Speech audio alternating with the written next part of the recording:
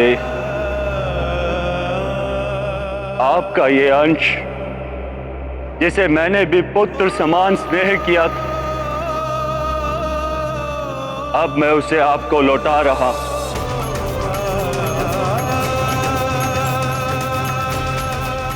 इसके जीवन की सुरक्षा का उत्तरदायित्व मेरा था, किंतु संपूर्ण प्रयास करने के पश्चात भी मैं असफल रहा। इसीलिए मुझे भी जीने का कोई अधिकार नहीं।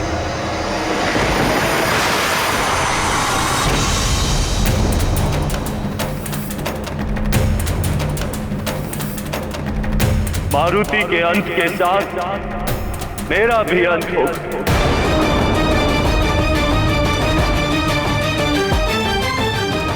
और साथ ही अंत होगा इस संसार में संचारित होने वाली समस्त वायु का, जिन्हें सुचारू रूप से संचालित करने वाले मेरे समस्त 48 मरुतगण मेरे साथ ही अंत को प्राप्त होंगे।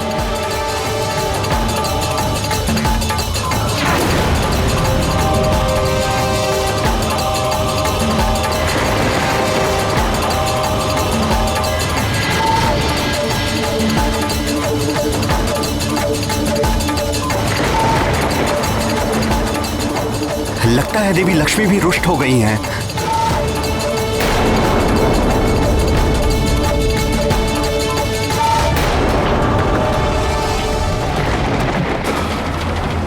प्रियं शंकरं सर्वनाथं भजामि, प्रियं शंकरं सर्वनाथं भजामि, प्रियं शंकरं सर्वनाथं भजामि, प्रियं शंकरं सर्वनाथं भजामि। प्रकृति और पुरुष के मेल से ही सृष्टि का जन्म होता है, किंतु जब ये मेल टूट जाए तो सृष्टि समाप्त हो जाती है।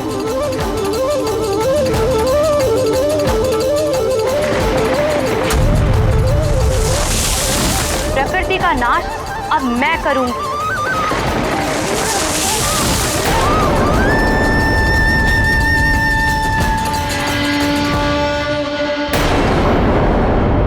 मारुति की मां देवी अंजना के दुख ने समस्त मातृत्व शक्ति को आंदोलित कर दिया है। इसके दुष्परिणाम समस्त जगत को भोगने पड़ सकते हैं। भजामि, प्रियं शंकरं सर्वनाथं भजामि, प्रियं शंकरं सर्वनाथं भजामि, प्रियं शंकरं सर्वनाथं।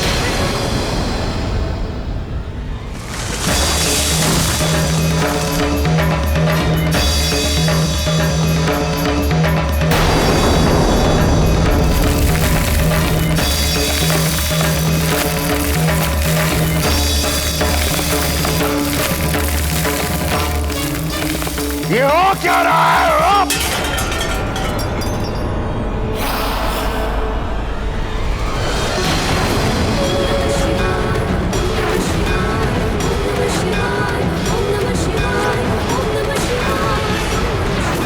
हे महादेव, निवारण कीजिए अंजना के दुख का। हे माँ महादेवी, आप तो सारे जगत की माता हैं।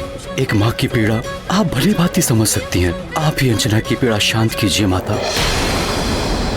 यदि सृष्टि को बचाना है, सुचारू रूप से चलाना है, तो मारुति को जीवन दान दिए बिना ये संभव नहीं होगा। मारुति को जीवन दान देने के लिए बाध्य होना ही पड़ेगा सबको।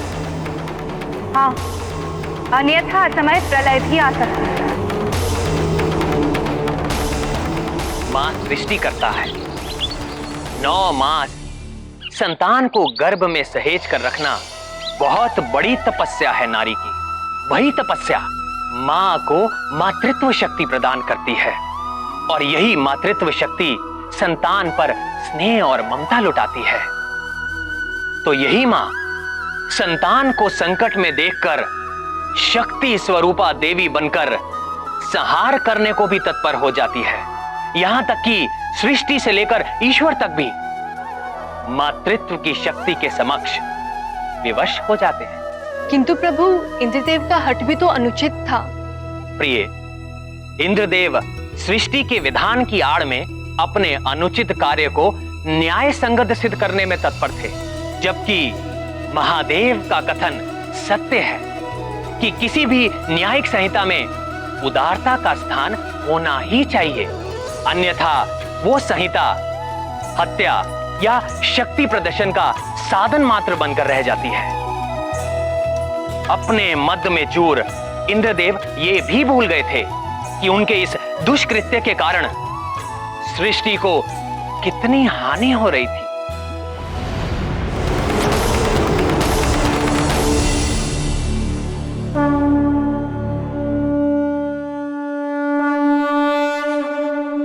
हे जल, थल, नभ, अग्नि, देह, संसार सहित समस्त ब्रह्मांड में उपस्थित मेरे मरुदगणों,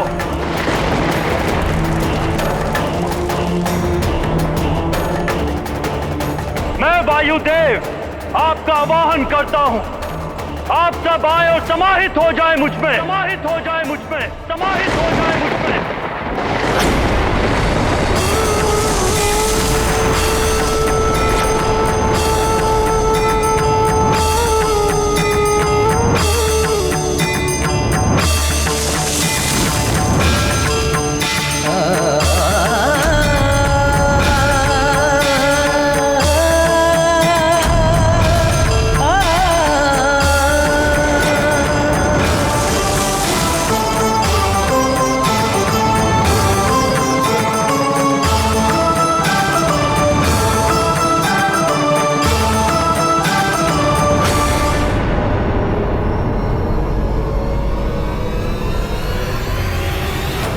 सुमति, जय, विराट, समर, दीति सहित ब्रह्मांड में उपस्थित मेरे सभी 48 मरुदगणों, जल, थल, नभ, अग्नि, संसार सहित समस्त ब्रह्मांड को वायुहीन कर दो।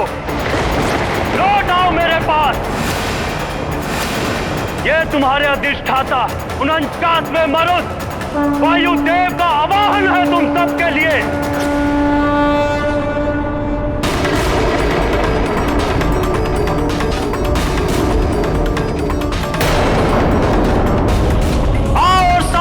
मुझ में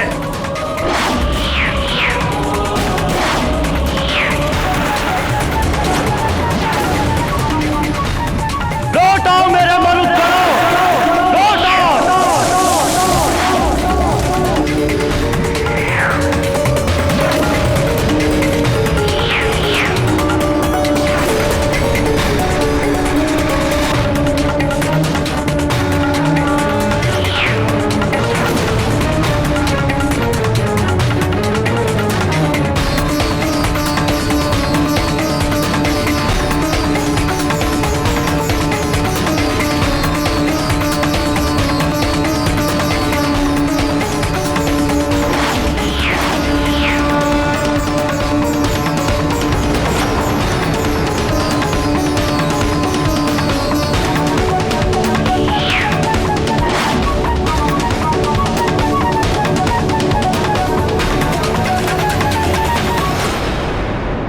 ये एकाएक अग्नि कैसे बुझ गई? ये तो अशुभ संकेत है।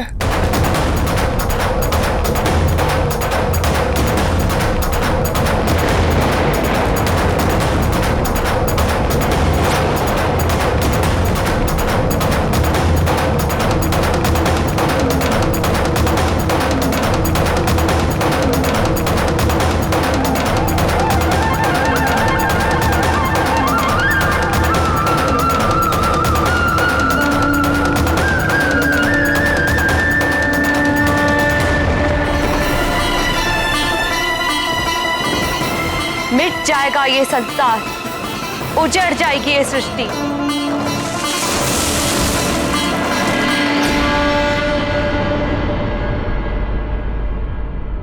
पृथ्वी की अधिष्ठात्री भूदेवी आप त्रिदेवियां ही नहीं, समस्त मातृत्व शक्ति आज संतप्त हो उठी है। और फिर अंजना की पीड़ा भी तो मेरी पीड़ा है ना।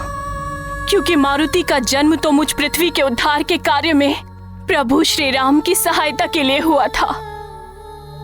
यदि मारुति को जीवन दान नहीं मिला तो मैं समस्त पृथ्वी का नाश कर दूंगी। सब कुछ समाप्त हो जाएगा पृथ्वी पर।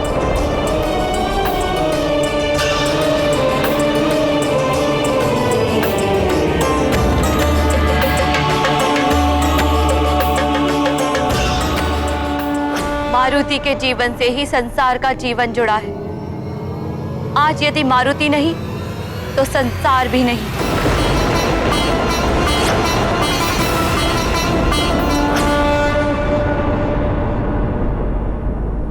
देवराज कुछ कीजिए। देवगुरु बृहस्पति के बिना देव कार्य कैसे संपन्न होंगे? इन कठिन परिस्थितियों में देवगुरु के समान हमारा मार्गदर्शन करने वाला कोई नहीं है। उन्हें वापस लाना ही होगा। प्रकृति भी उद्वेलित हो रही है। देवगुरु, इतनी चिंता करने की आवश्यकता नहीं है वरुण देव। मैं देवराज उनके कारण नहीं हूं, अपितु वो देवगुरु हैं मुझ देवराज इंद्र के कारण। मैंने ही उन्हें देवगुरु बनाया है। यदि मैं यहां हूं तो देवगुरु भी देवताओं को मिल ही जाएंगे।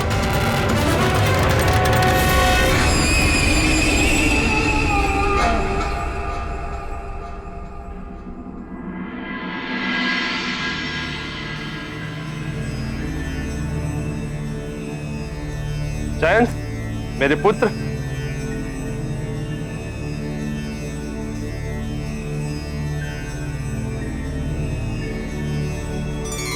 प्रणाम पिताश्री। आयुष्मान भव पुत्र। तुम यहाँ मेरे दरबार में? हाँ पिताश्री, आप ही ने सुझाव दिया था ना कि मैं भी राज कार्यों में रुचि लूं, इसलिए मैं आज यहाँ उपस्थित हुआ हूँ। ये तो बहुत अच्छा किया तुमने। पिताश्री, सुना है गुरुदेव बृहस्पति ने देवगुरु पद त्याग दिया है। ऐसा क्या हो गया था जो वो रुष्ट हो गए? जयंत, मेरे पुत्र, राजकार्य में तुम्हारी रुचि देखकर मुझे बड़ी प्रसन्नता हुई। एक दिन देवराज का पद तुम्हें ही तो संभालना है पुत्र। किंतु तुम अभी अभी आए हो। राजकाज को देखो, समझो क्या क्या होता है, क्यों होता है, कैसे मैं समस्याओं का निवारण करता हूं। समय के साथ साथ तुम सब जान जाओ। जी पिताश्री। किस समय की प्रतीक्षा कर रहे हैं स्वामी? देवी शची। प्रणाम देवी। आप यहाँ? कुछ बड़ा अनर्थ हो उससे पहले ही हम संभल जाएं, इसीलिए मैंने यहाँ आने का निश्चय किया। कोई अनर्थ नहीं हो सकता देवी। किसी में इतना साहस नहीं जो मुझ महाबली देवराज इंद्र को हानि पहुंचा सके। अपने चारों ओर देखिए स्वामी, त्रिदेवियों के रुष्ट हो जाने से स्वर्ग की सारी शोभा श्रीहीन हो गई है, सारी चमक लुप्त हो गई है। और जिस संसार को आप नियम पूर्वक चलाने की बात कर रहे हैं, वहां भी उथल पुथल मची हुई है। मनुष्यों की वाक शक्ति समाप्त हो रही है और प्रकृति क्षुब्ध हो उठी है। जयंत, अपनी माता को समझाओ कि ये सब मैं भी देख रहा हूं। नेत्र बंद किए नहीं खड़ा हूं मैं यहां।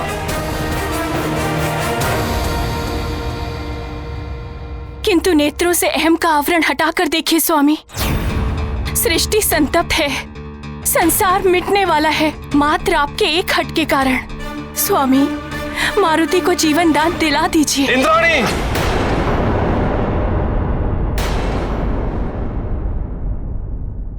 मान जाइए स्वामी, अंजना की पीड़ा का आभास मुझे भी है।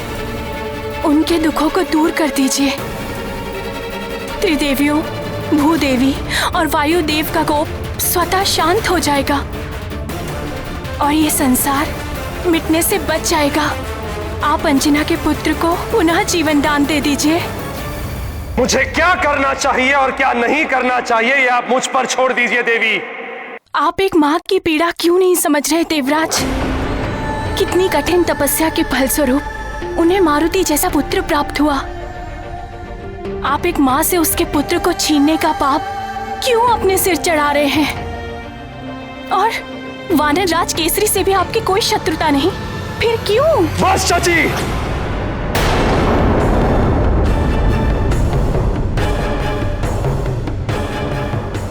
मेरे कार्यों में हस्तक्षेप करने का अधिकार किसी को नहीं है, आपको भी नहीं।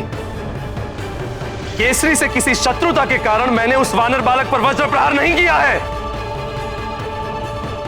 मैंने केवल अपना राजधर्म निभाया है।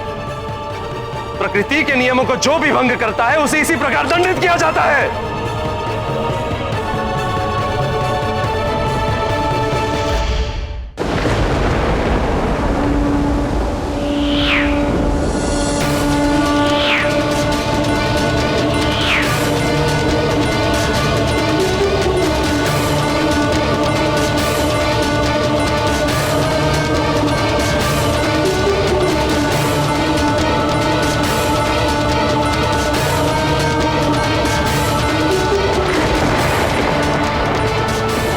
सृष्टि से मरुत गणों, लौट आओ मेरे पास। तुम्हारा अधिष्ठाता तुम्हें पुकार रहा है। आओ समाहित हो जाओ मुझ में, लौट आओ मेरे पास।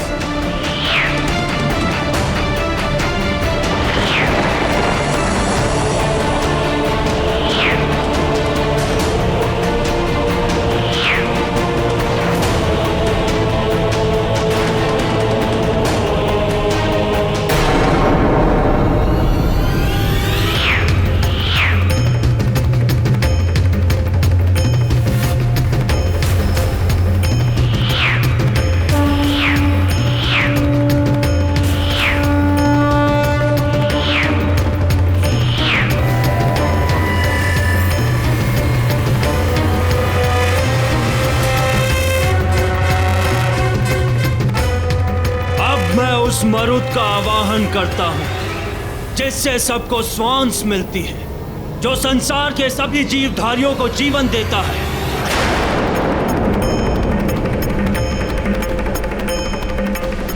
ऐ सभी जीवधारियों को जीवन देने वाले मरुत, प्राणवायु को संसार में संचालित करने वाले मरुत, लौट आओ अपने अधिष्ठाता के पास और श्वासहीन कर दो इस संसार को।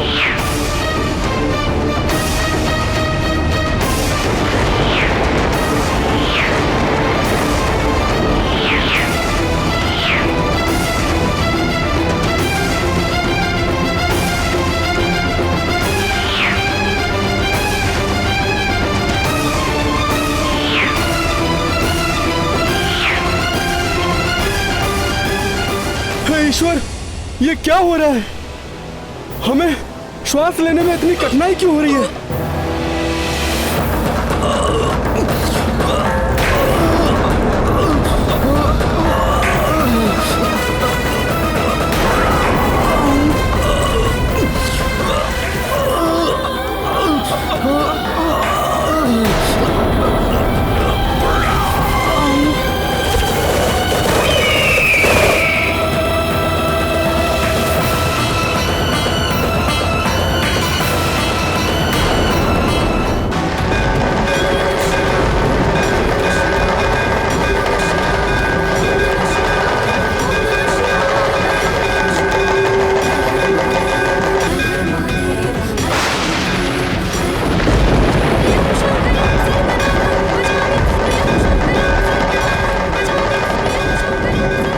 सांस अटक रही, न जाने क्या हो रहा है। ये क्या हो रहा है कायक? मेरी भी सांस अटक रही है।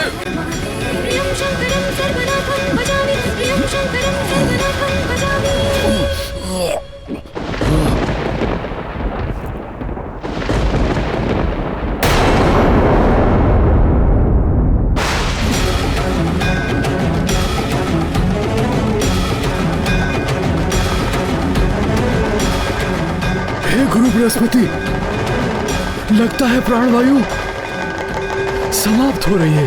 अवश्य वायुदेव कुपित हो उठे हैं। ठहरे रखिए वानर राज केसरी, मेरा अनुमान सत्य है। वायुदेव के क्रोध का ही परिणाम है ये। प्रतीत होता है प्राणवायु आदि का प्रसार करने वाले मर्दों को वायुदेव ने वापस खींच लिया है।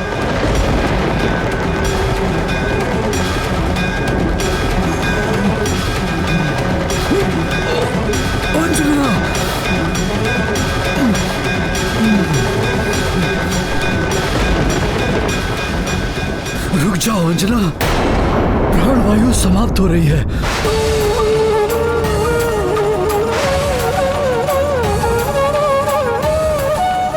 तुम्हारे प्राण भी संकट में पड़ जाएंगे। प्राण, मेरे प्राण मेरे पुत्र में बसे हैं। यदि मारुति लौट कर नहीं आया तो मैं यही नृत्य करते करते अपने प्राण त्याग दूंगी। देख लो देवताओं, देखिए ये सारा संसार मां का लाल नहीं तो मां भी नहीं।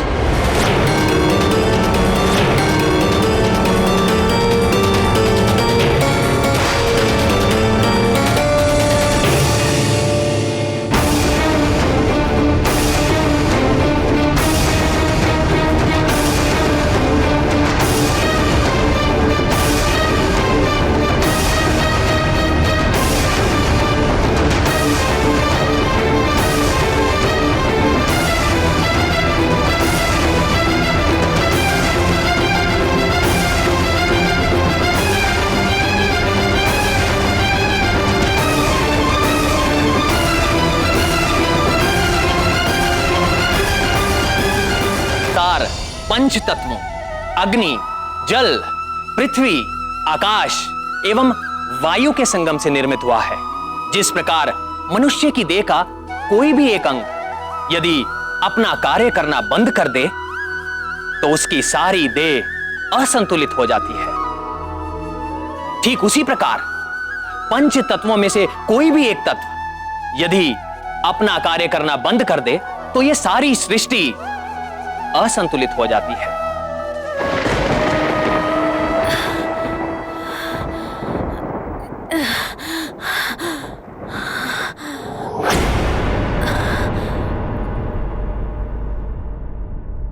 आप सबको इतना विचित्र क्यों हो रहा है? पहले भूकंप और अब मसाले बुझ गई। कोई तो बहुत बड़ी घटना घट रही है सृष्टि में, अन्यथा इतनी उथल पुथल कैसे हो सकती है? लंकेश, कुछ तो विचित्र हो रहा है सृष्टि में, जिसके कारण श्वास लेना भी दुभर हो गया है।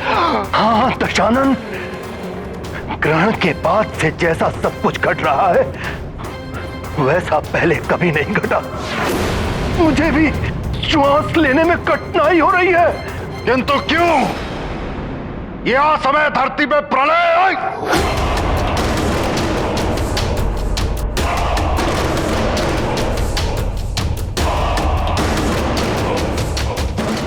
गुरुदेव, दैत्य गुरु शुक्राचार्य, कहाँ हैं आप? शीघ्र दर्शन दीजिए। आपके दशानन को आपकी आवश्यकता है। शीघ्र पधारिए गुरुदेव।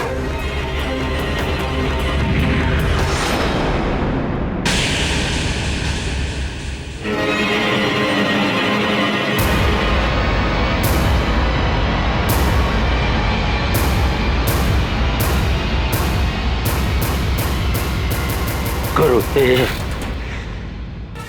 ये क्या हो रहा है? पूरी सृष्टि में ये क्या उथल पुथल मची हुई है? श्वास लेने में भी असहज हो रहा है। लंकेश, आप अपने इस आनंदोत्सव में इतने डूबे हुए हैं कि आपको तो कुछ और दिखाई नहीं दे रहा है। अपने नेत्र सदैव खुले रखें लंकेश। उचित कह रहे हैं आप गुरुदेव, परंतु दशानन पूछ रहे हैं कि हो क्या रहा है? सब कुछ इतना विचित्र क्यों हो रहा है गुरुदेव? लंकेश, आप जिस वानर बालक की मृत्यु पर प्रसन्न होकर ये जो आनंदोत्सव मना रहे थे, उसी बालक को देवता जीवित करने में लगे हुए हैं। प्रकृति का विधान और सृष्टि का भविष्य दोनों आपस में टकरा रहे हैं लंकेश, और यही इसका परिणाम है कि इतनी उथल पुथल मची हुई है।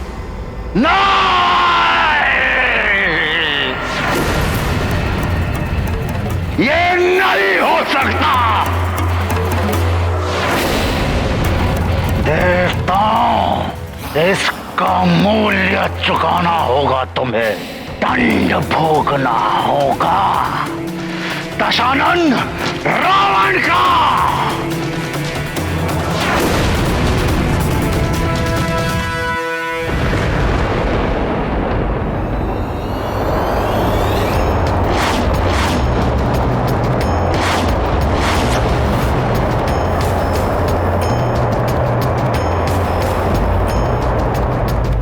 नहीं, ये नहीं हो सकता।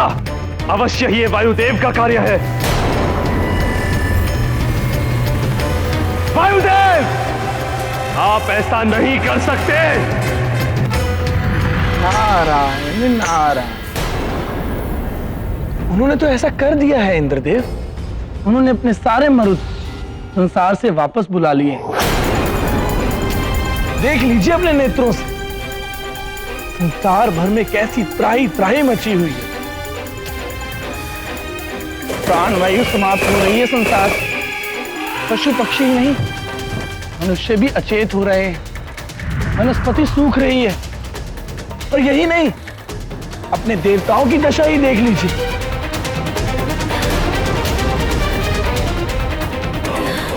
ये भी श्वास नहीं ले पा रहे हैं।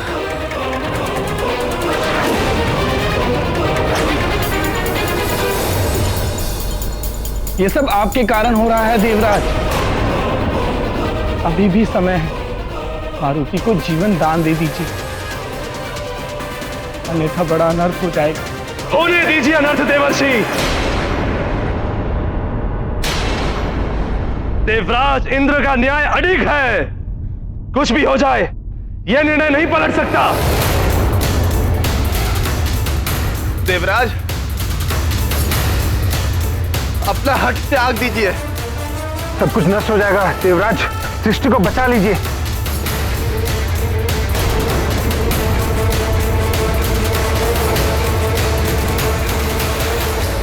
पुनः सोच लीजिए देवराज। आपका पुत्र भी आपके द्वारा किए गए अन्याय का दंड भोग रहा है।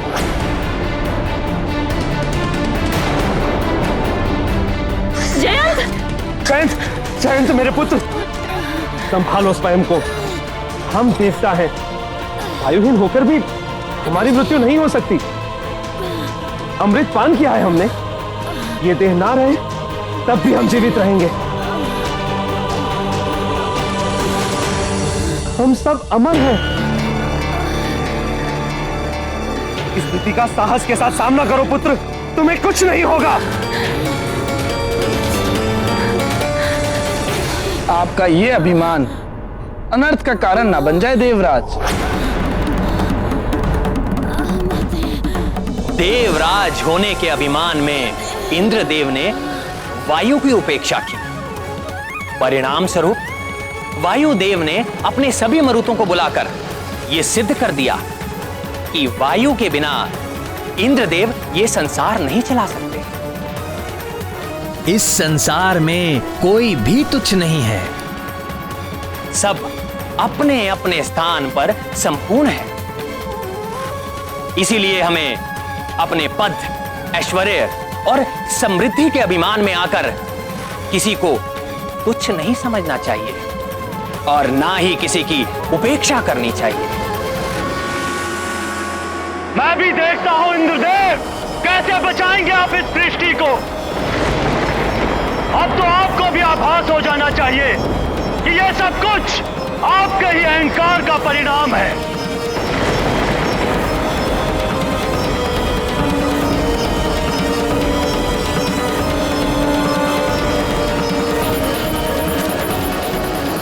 धैर्य रखो पुत्र, धैर्य रखो।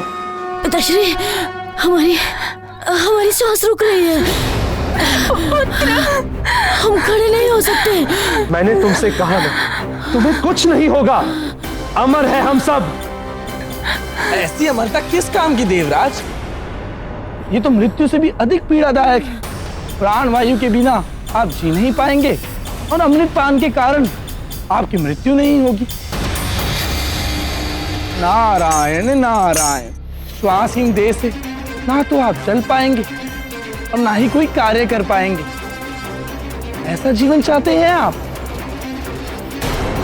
सबको अपने कर्मों का फल भोगना पड़ता है स्वामी, और आपके कर्मों का फल हमारा पुत्र भोग रहा है।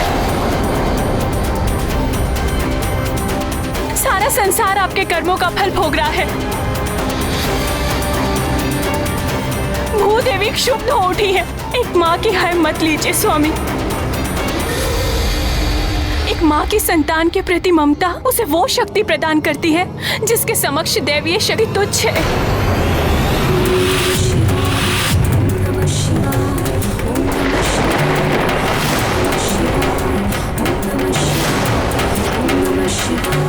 मातृत्व शक्ति को पहचानिए स्वामी, मान जाइए, ये विनाश होने से रोक दीजिए।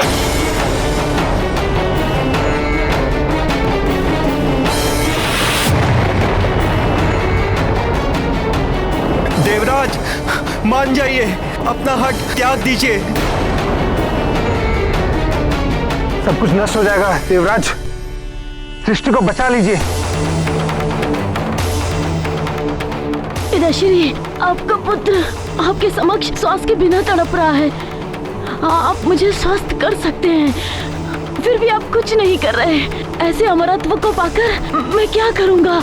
मैं ये जीवन त्यागने जा रहा हूँ पिताश्री। पुत्र नहीं।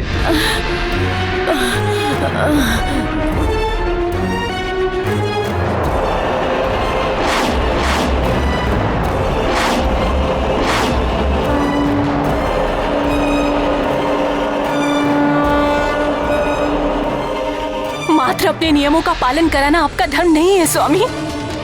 प्रजा राजा के लिए पुत्र के समान होती है। राजा का धर्म है प्रजा का पालन करना, पुत्र की भांति, ना कि उन पे शासन करना शासक की भांति। और उन सहस्त्र प्राणियों के बारे में सोचिए, उन्होंने तो कोई आपका नियम भी नहीं तोड़ा, किंतु इस विनाश लीला के कारण वे सब भी असमय ही काल के गाल में समा जाएंगे।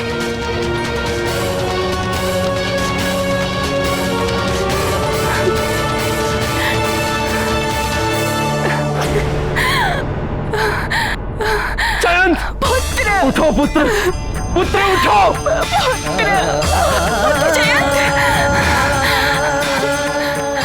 प्राण वायु के बिना प्राण भी शक्तिहीन हो जाते हैं देवराज।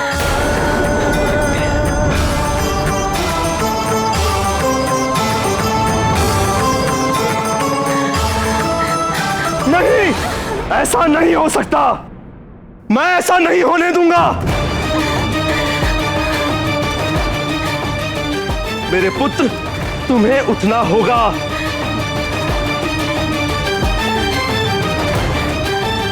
तुम्हें उठना ही होगा।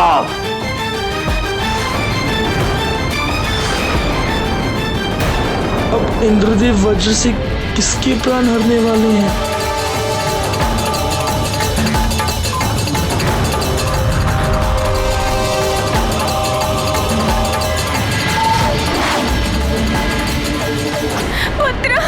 पुत्र उठो, पुत्र।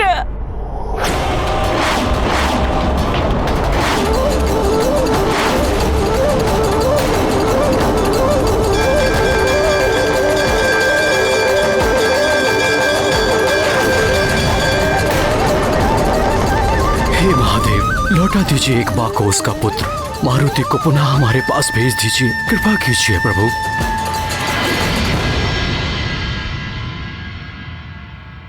इंद्रदेव, यदि आप अब भी अपने हट पर अड़े रहे तो इस सृष्टि का अंत निश्चित है।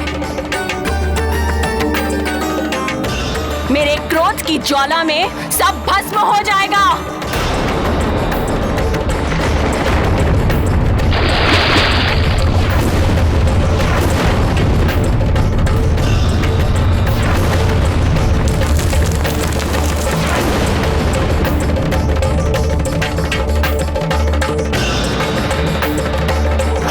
भूदेवी के कारण ये सब हो रहा है।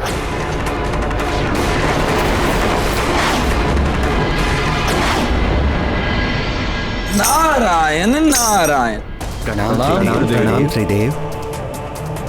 आप ही कुछ कीजिए देवेश्वर। इंद्रदेव का हट सृष्टि को विनाश की सीमा पर ले आया है। कुछ कीजिए त्रिदेव, अन्यथा सृष्टि का विनाश हो जाएगा।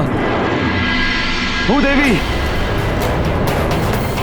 ये क्या कर रही हैं आप? अपना ये कोप शांत कीजिए, आदेश है ये मेरा। देवराज, आप मुझे आदेश देने का अधिकार खो चुके हैं। आप चाहे तो मुझे भस्म कर सकते हैं, किंतु भूदेवी, संसार नष्ट हो रहा है। हाँ तो क्या हुआ? आपका स्वर्गलोक तो सुरक्षित है, आपका परिवार, आपका पुत्र सब सुरक्षित है। मेरा पुत्र भी अंतिम सांसें ले रहा है। अच्छा, तो आपके पुत्र की व्यथा आपको यहाँ खींच लाई है। अरे मारुति भी तो किसी का पुत्र है, उसकी वेदना आपको दिखाई नहीं दी? देवराज, आपका ये वज्र एक महाघातक अस्त्र है। उसका प्रहार करने से पूर्व आपको भली भांति सोच विचार कर लेना चाहिए था।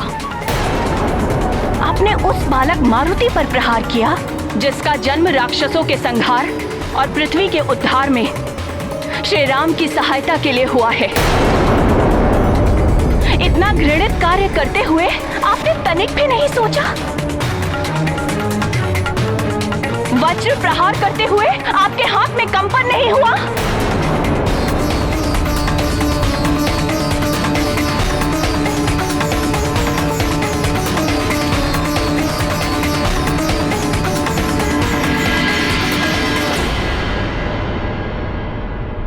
अब तो अपना ये कोप शांत कर लीजिए। शांत? अब ये शांति तभी होगी जब मारुति को जीवन दान मिल जाएगा। जाइए और अपनी भूल सुधारिए, अन्यथा इस पृथ्वी का विनाश निश्चित है। जाइए, चले जाइए। मेरा क्षोभ अब और मत बढ़ाइए। जाइए, चले जाइए यहां से।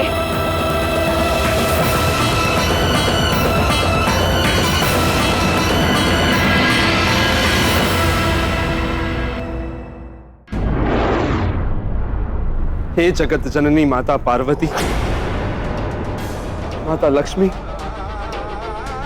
माता सरस्वती, मेरा पुत्र जयंत जीवन के लिए तड़प रहा है। कुछ कीजिए माता, आपका ही आसरा है। अपने पुत्र की वेदना आपको यहाँ तक खींच लाई।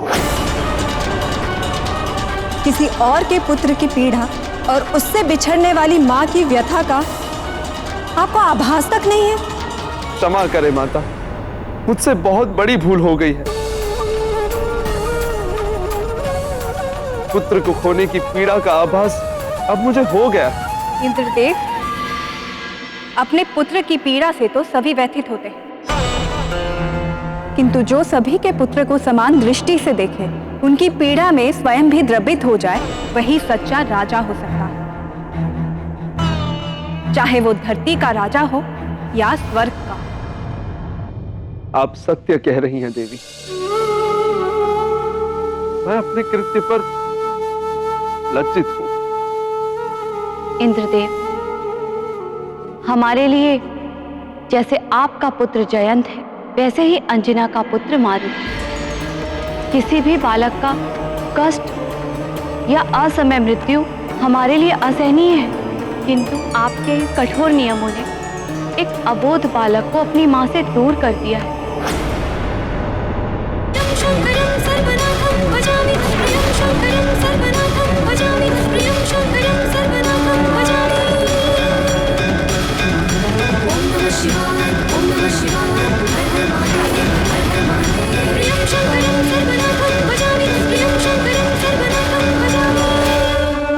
उस मां की करुणामयी गुहार ने समस्त मातृत्व शक्ति को संतप्त कर दिया है।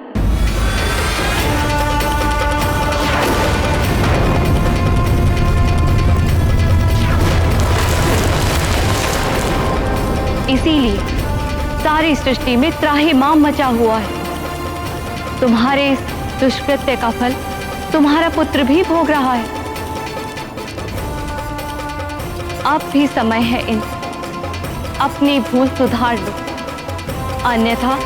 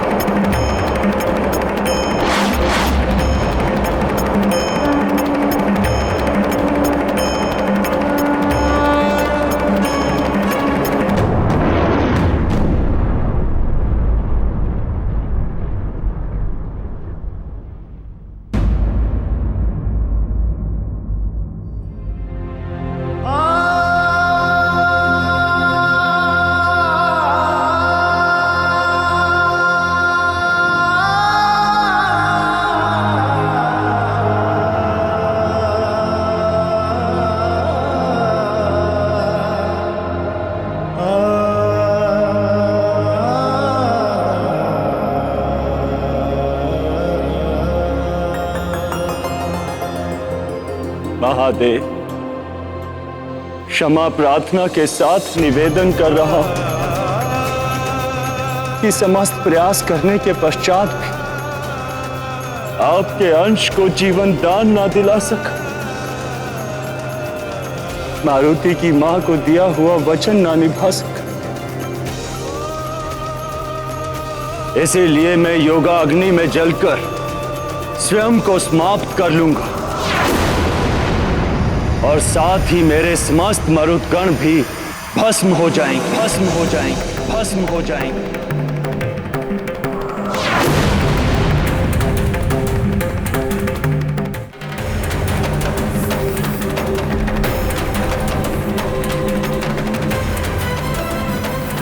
मारुति, वत्स, क्षमा कर देना मुझे पुत्र।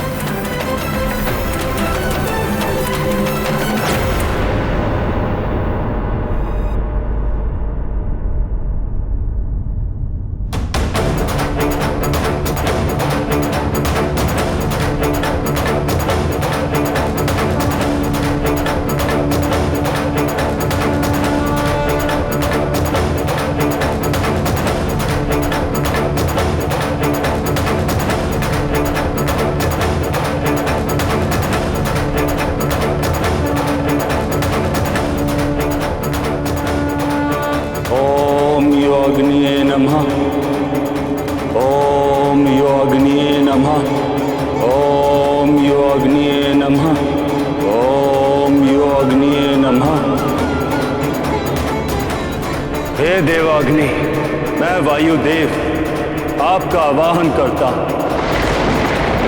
प्रकट हो देवाग्नि, प्रकट हो योगाग्नि, प्रकट हो।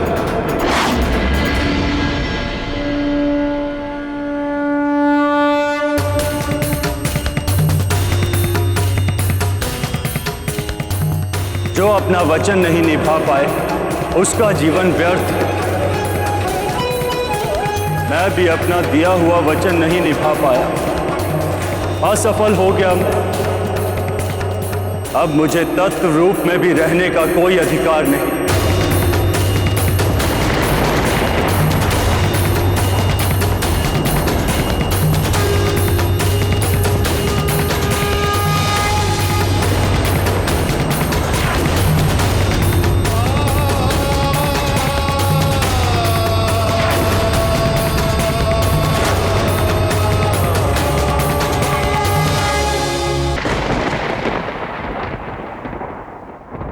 हे योगाग्नि, मैं मारुति को जीवन ना लौटा सका।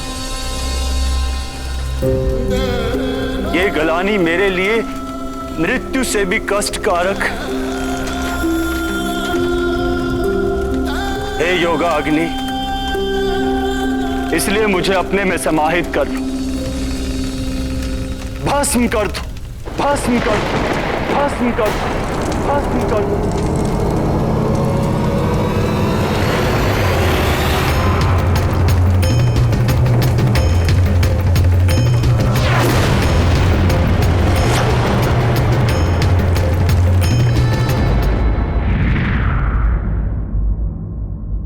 संसार भर में त्राही त्राही मची हुई है त्रिदेव। यदि शीघ्र ही कुछ नहीं किया गया तो प्रलय आरंभ हो जाएगी। कुछ कीजिए प्रभु, इस सृष्टि को बचा लीजिए देवेश्वर। वायुदेव को रोकिए। ये सब मेरे कारण ही हो रहा है।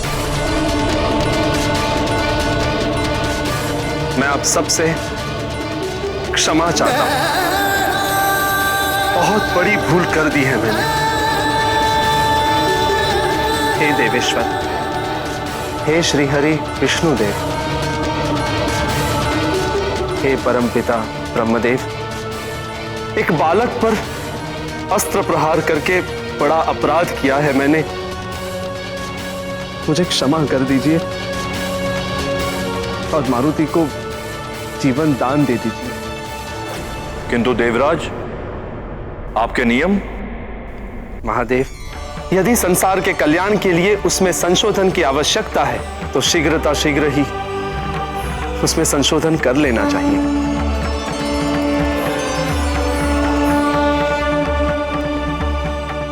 मैं भी विधान को संशोधित करके यह नियम बनाने की घोषणा करता हूं कि आज से संसार में कभी भी, कहीं भी, किसी भी दशा में किसी भी अबोध बालक को मृत्यु दंड नहीं दिया जाएगा।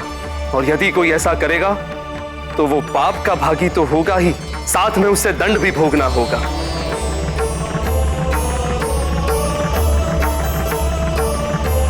देव, मारुति के कारण ही मुझे मेरे अधिकार और कर्तव्य के मध्य अंतर का बोध हो गया है। और मुझे यह भी ज्ञात हो गया है कि नियम कभी भी कठोर नहीं होने चाहिए। नियमों में उदारता, ममता और वात्सल्य का भी स्थान होना चाहिए। और आज यह भी सिद्ध हो गया कि मातृत्व की शक्ति के समक्ष दैवीय शक्तियां भी निर्बल हैं। मातृशक्ति को नमन है मेरा। जो भटक कर वापस लौट आए उसे भटकावा नहीं दे। तुम्हारा निर्णय सराहनीय है, किंतु इंद्र, तुम्हें क्षमा प्रार्थना के लिए वायुदेव के पास जाना होगा।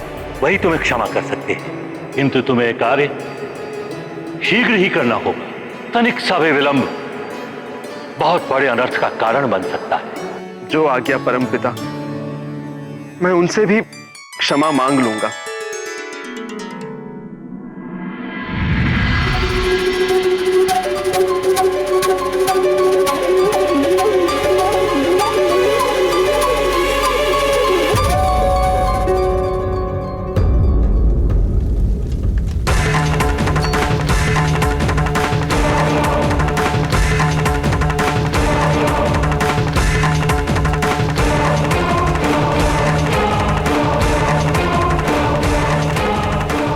इस निराशा भरे जीवन से मुक्ति दिलाओ योगाग्नियों। अब मैं और जीवित नहीं रहना चाहता। भस्म कर दो मुझे।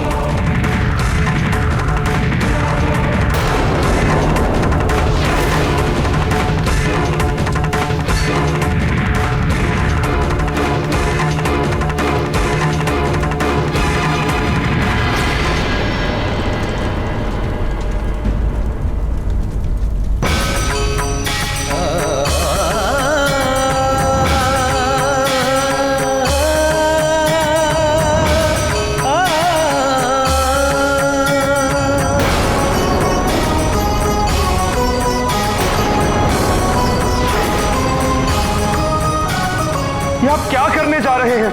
ऐसा अनर्थ मत कीजिए। इस अनर्थ का आरंभ आपने किया था देवराज इंद्र। अब इसका अंत मैं करूंगा।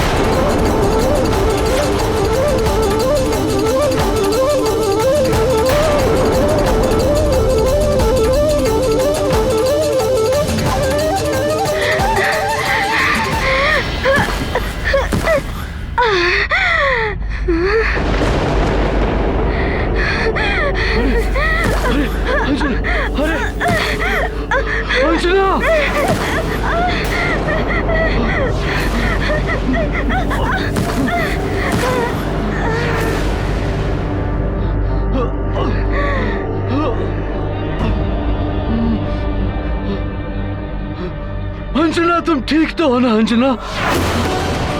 अंजना,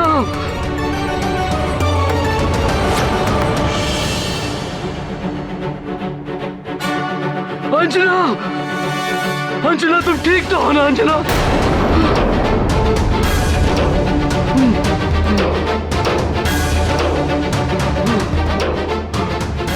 अंजना, अंजना, आंखें खोलो अंजना, अंजना, अंजना।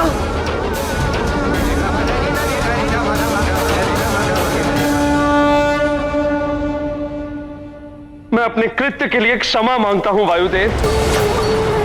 क्षमा वायुदेव, क्षमा। मैं अपना अपराध स्वीकार करता हूं। राहु की बातों में आकर मेरी मति फिर गई थी और ऊपर से देवराज पद का अभिमान। वायुदेव, सत्य कह रहा हूं मैं। घृणा हो रही है मुझे अपने आप पर कि कैसे मैंने एक अबोध बालक पर वज्र प्रहार किया। बालक अपना हो या किसी अन्य का, सभी बालक भगवान का रूप होते हैं। उनका मन निर्मल होता है, निश्चल व्यवहार और नटखट लीलाएं मन को मोहने वाली होती हैं, किंतु जो भी उनकी लीलाओं का आनंद नहीं ले सकता उसका जीवन व्यर्थ है।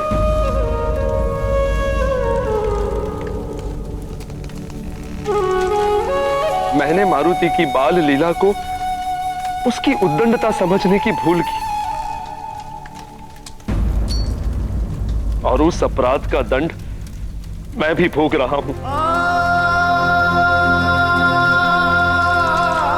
वायुदेव, आप यहां मारुति के वियोग में योगाग्नि में जलने को तत्पर हैं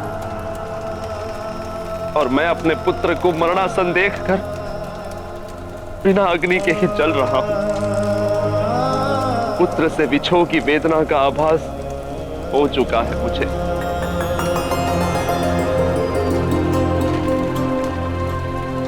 बहुत विलंब से आभास हुआ देवराज इंद्र। अब ना तो क्षमा की आवश्यकता है, ना ही विनती या निवेदन की, क्योंकि दीपक की ज्योति बुझने के पश्चात उसमें कितना भी घृत डाल लीजिए, ज्योति प्रज्वलित नहीं होगी। क्षमा करें योगाग्नि, भस्म कर दो मुझे, मुक्ति दिलाओ मुझे समस्त क्षोभ से, इस संसार से।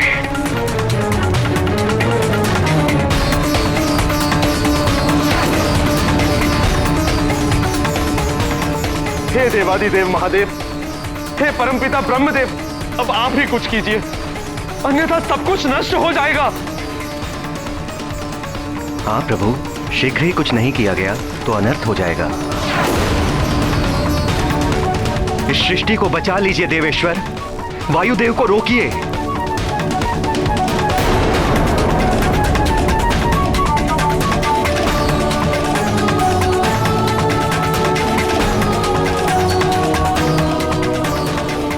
पंच तत्वों के स्वामी होने के नाते वायुदेव को शांत करने और उन्हें संचारित होने का आदेश तो हम दे सकते हैं, किंतु ये वायुदेव और हमारी मर्यादा का उल्लंघन होगा।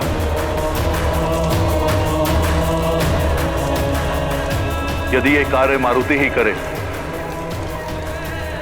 तो इसमें सृष्टि का उद्धार है।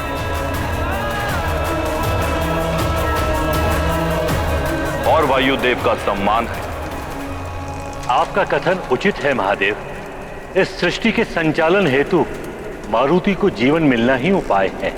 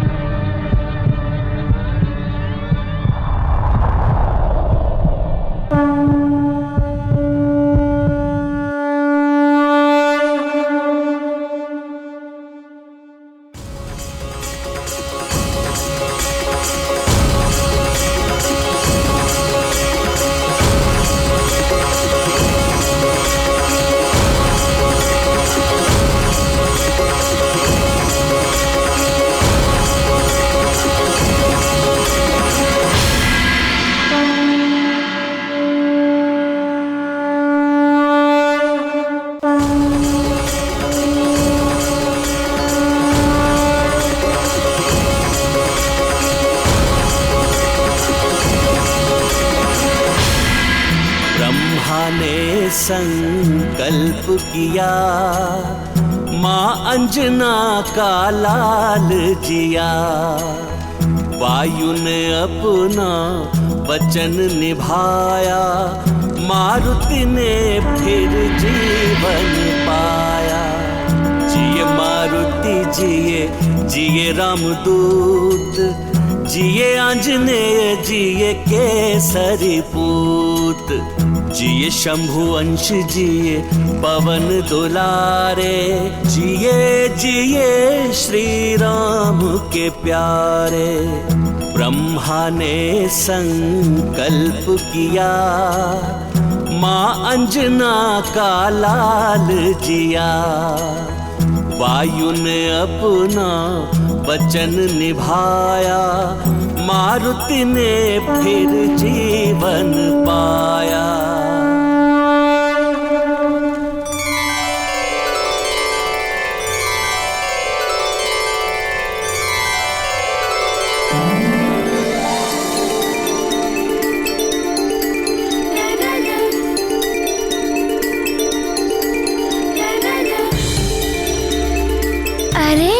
मारुति को चोट लगी थी और कुछ पीड़ा भी नहीं हुई।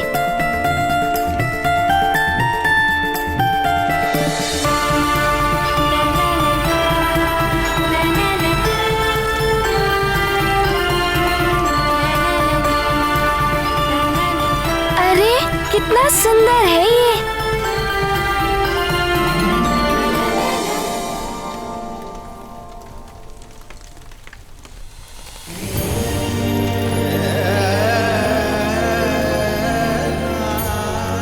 महादेव प्रभु,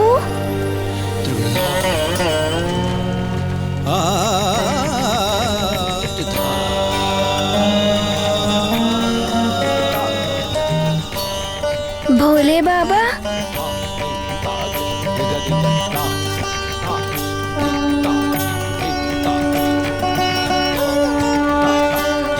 प्रणाम।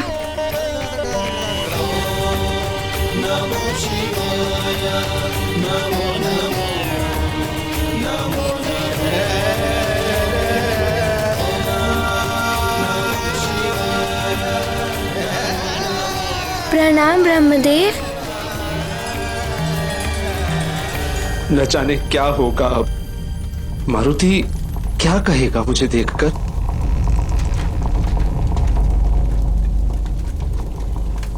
देवराज इंद्र, आप भी यहाँ हैं?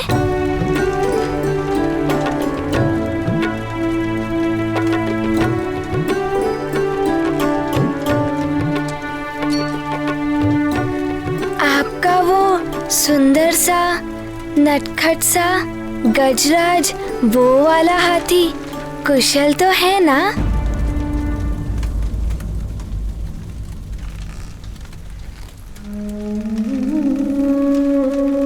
मुझे क्षमा कर दो मारुति।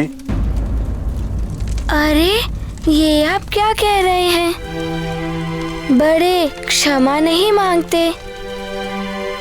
हमने यही सीखा है अपनी माता से। किंतु भूल करने वाले को, अपराध करने वाले को क्षमा मांगनी पड़ती है मारुति। तुम्हारी बाल लीला को उद्दंडता समझकर मैंने तुम पर वज्र प्रहार किया, जिसका दुष्परिणाम संपूर्ण सृष्टि को भुगतना पड़ रहा है। ये क्या कह रहे हैं आप? मुझे तो कुछ भी समझ नहीं आ रहा है। बस आप मारुति से बड़े हैं, इसीलिए आप क्षमा मत मांगिए। मैं छोटा हूँ, इसीलिए क्षमा तो मारुति को मांगनी चाहिए।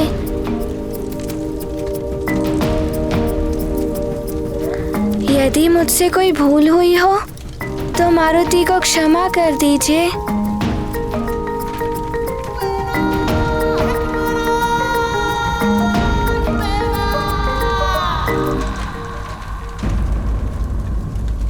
आपको क्या हो गया?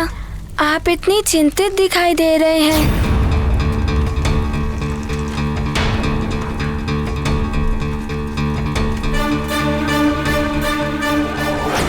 वायुदेव,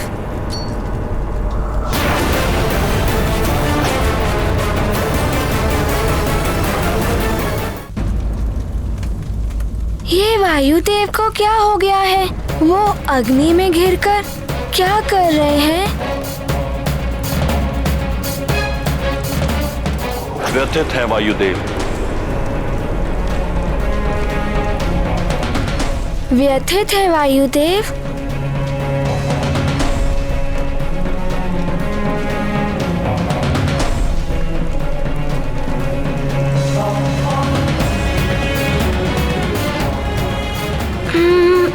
अब क्या करूं?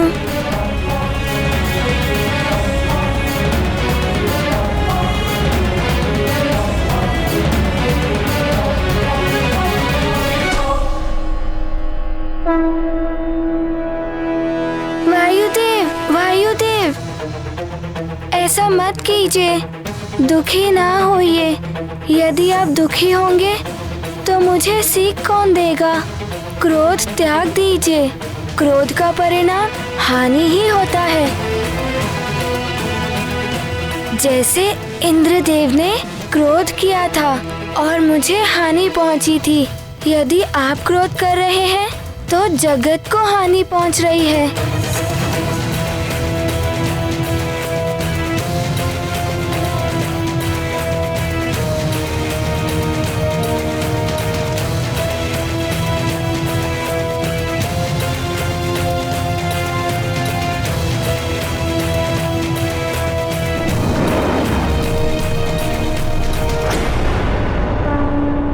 ये आपको मेरा प्रेम भरा आलिंगन गुरुदेव।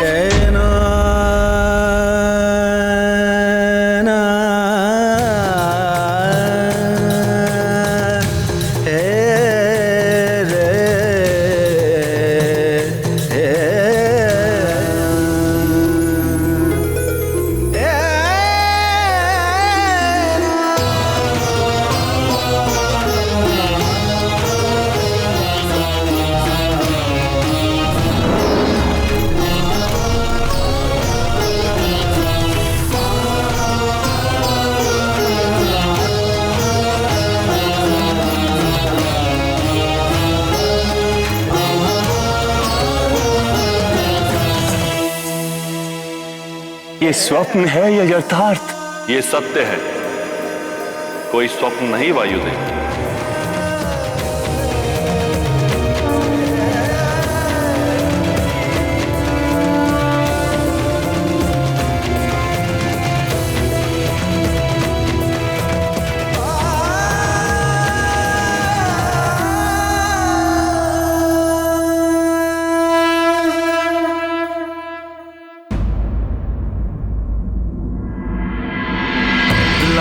संजीवन लखन जियाए, श्री रघुवीर हर्षि उर लाए। रघुपति कीन्ही बहुत बड़ाई, तुम मम प्रिय भरत ही सम भाई। भोले बाबा, इनकी व्यथा समाप्त हो गई और क्रोध अग्नि भी बुझ गई।